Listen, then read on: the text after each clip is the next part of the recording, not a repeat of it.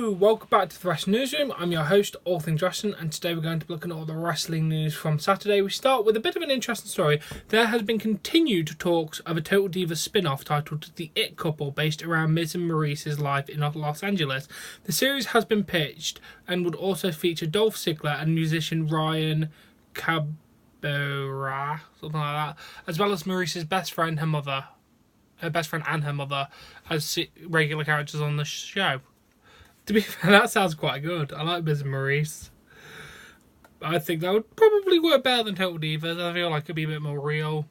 I'd like to see a bit more of an insight of Miz and Maurice. So it would potentially be a decent thing, better than Total Ballers and Total Divas. It can't be worse, can it? And then we go to Dave Meltzer said former TNA producer director David Sahadid, Sahadi, that dude, took 5 different pay cuts since 2004. 4 cuts were with the old regime and 1 was with the new regime to help with money issues. He was reportedly owed between $24,000 and $39,000 at the time of the sale to Anthem. He reportedly didn't push for the money because he wanted to have a clean slate with the new ownership. And how did that go with you, dude? Good job. I would have just asked because I'm a dick that way. But yeah, best of luck to you. And then in a recent interview, James Storm commented on possibly going back to NXT. People always say main roster or bust kind of guy. But if you look at NXT, it's one of the hottest things going right now, no matter what people say. It's one of those things where everybody will be proud to sign to NXT and have a good run there. I mean, it's plain and simple. They do as much as the people on the main roster is on the road and stuff like that. Now, I mean, I'm definitely going to work with those guys and help those guys out the best I can. So yeah, he's going back. Yes, please, please, please. I like you there, James Storm. It's the Eye of the Storm. James Storm is a new NXT champion. The crowd goes wild. But seriously, please come back.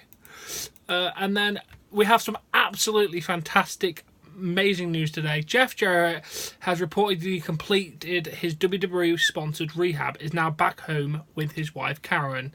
Here's what Hermes Sandler wrote about it. I don't know who this dude is. Today's a big day for Jeff Jarrett and his family. Want to say how proud I am of him and thanks to WWE for their help. Love you, bud. It's just nice to report some good news that he is now out of rehab. Let's hope he stays clean and sober and can get back on track. Best of luck to you, Jeff Jarrett. We're all glad that you've done your rehab and we'll hope to see you in the very near future. And then Baron Corbin recently asked fans what he should listen to at the gym, and a fan responded with a negative comment. One of those many podcasts that talk about your lack of wrestling ability, weird stomach and hairline. And he said, even with all of that, I still just bought $1 million house. What's your excuse for being a nobody hiding in the crowd? I mean, I'm not going to say what Baron Corbin said was good, because he kind of, like, you can't do that to everyone, because, yeah, like 99% of the world is that. Just saying. But that fan sounds like a dick. Absolute dick. Fuck you, Chris Savage. Fuck you. And then good news to Impact Wrestling that they've bounced back with some amazing ratings. They've went from 161,000 to 269,000 this week from last week. And again, they did compete with Tribute to the Troops, which is probably for the reason for the dip. So let's hope it stays good. And then Dean Ambrose was spotted in Nevada, which means he's already back home recovering from his tripod surgery. The belief is that Ambrose was working here for a while and WWE finally decided it was time for him to have the surgery done. The hope is that he'll be back in 2 to 3 months, but nothing is certain at this point. Come on, Ambrose, we believe in you. Jim Cornette was recently asked about Pete Dunne and Tyler Bates' UK title matches, and Cornette responded by saying, "Oh, no, not really.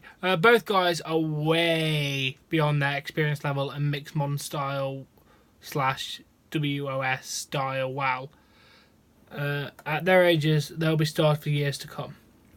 I can completely agree. They are fantastic guys. I didn't realise how good Tyler Bate really, really was. I mean, he was great in Mustache Mountain, but he's become even better since he's left. It's amazing. And then in a recent interview with ESPN, Rey Mysterio talked about why he left WWE and isn't ruling out a comeback.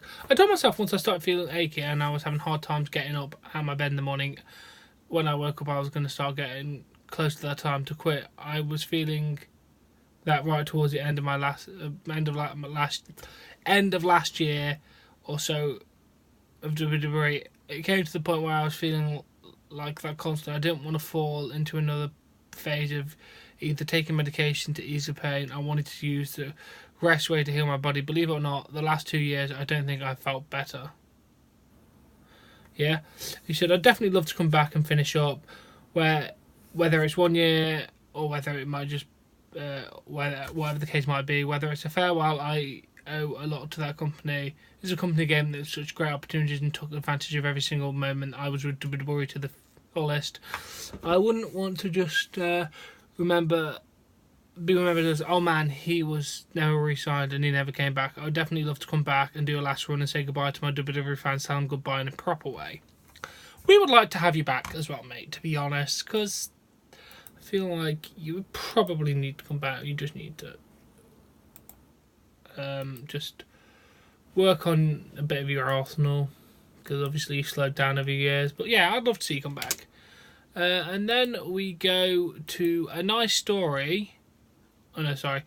You were doing the nice story first. CS Mock Children noted that when Rhino found out about a teen fan missing the WWE Live event in Detroit because he was at hospital, Rhino decided to come and visit the family and the fan in the ICU instead. So he missed the show to go to the ICU.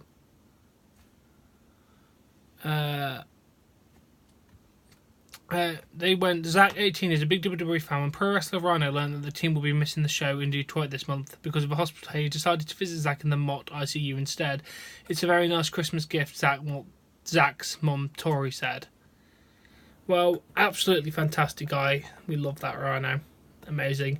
And then the fan on Twitter asked Cody about possible return to WWE, and he said, I had a great one, met my wife, made the Mania walk a bunch of times, got a chance to see my dad's last elbow, won a bunch of titles, made millions without a college education. But I'm happy where I'm at and where this is going. 2018 will be the most important year of my career. Fair enough. I can get that. And then we go to what looks like my last story for the day. In a recent interview, WWE.com, the Usos commented on their match with the New Day being on the SummerSlam kickoff instead of the main card. WWE.com. Let's start with SummerSlam. You had one of the best matches of the year, New Day, with the New Day on the kickoff show, but did you feel slighted that you weren't featured on the main card? Jimmy gave a long pause. Hell yeah, I feel cited. You grind to get on these shows, one of the biggest pay-per-views of the year, SummerSlam. We have had one of the hottest rivalries of the year with the New Day going. SummerSlam to be put on the kickoff show was a slap to all of our faces. Me and my brother, the New Day, we did our thing. Jay, we've been doing our thing, like my brother said, hottest rivalry of the year, tag team rivalry, the Usos New Day. We done killed Battleground whilst we kill Us. Money in the Bank. Money in the Bank, next one is Hell in a Cell, but put us on the kickoff show, the Usos New Day on the kickoff show, especially the Usos, when you know we deliver every single night, man. We delivered, and then all of a sudden we get half a house full. Us. To be on the kickoff at 5 PM and the fans weren't even in their seats, our mindset is, are we going to make sure we put the hardest match to follow? Yeah, they messed up by putting us on first. We ain't got no choice but to do it. But make this match a hell of a tag team match, to make it the match a hell of a title match, to make this match a hell of a match, period. We almost hurt the show, you know what I'm saying. I'm not going to lie, you were amazing, guys. And that is the WWE news of the day. I'm just going to scout to see if there is actually any more to come up, because I'd like to cover maybe one more story. Ooh, what's this? This is...